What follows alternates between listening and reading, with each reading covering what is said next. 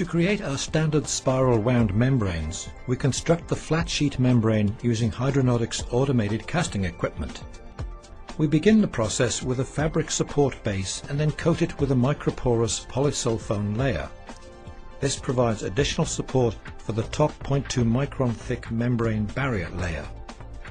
This top barrier layer makes the actual separation to purify the water.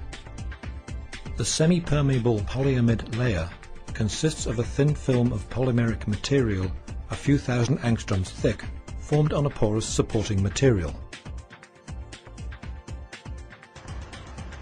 The semi-permeable membrane skin is formed on the polysulfone substrate by interfacial polymerization of monomers containing amine and carboxylic acid chloride functional groups.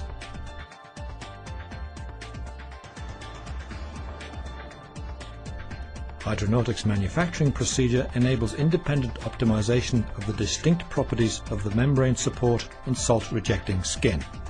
The combination of these three layers makes a durable membrane flat sheet that is used in each spiral wound element.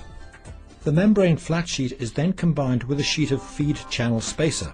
This provides turbulence and creates space between the membrane sheets to allow uniform flow of the water to the entire membrane surface.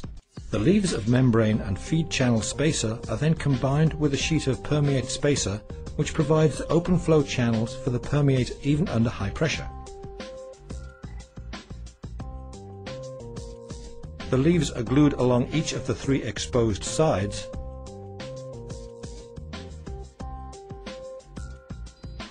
and then rolled around the core tube.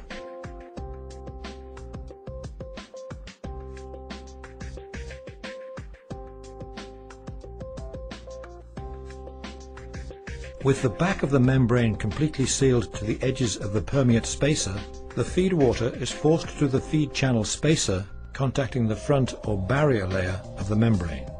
Clean water, or permeate, passes through the membrane surface into the permeate channel and then flows in a spiral direction to the center of the element and is collected into the core tube.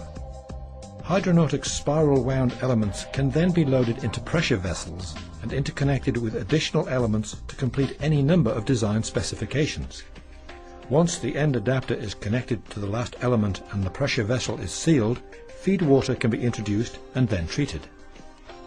The feed water that does not permeate through the membrane becomes enriched in salts as it travels through the feed channel spacer due to permeate water being removed.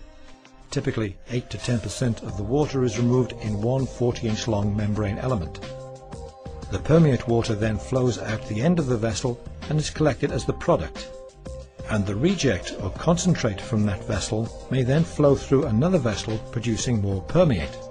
The remaining concentrate may then be disposed of as waste or partially recycled as the feed. Typically 70 to 90% of the water can be recovered as pure product water.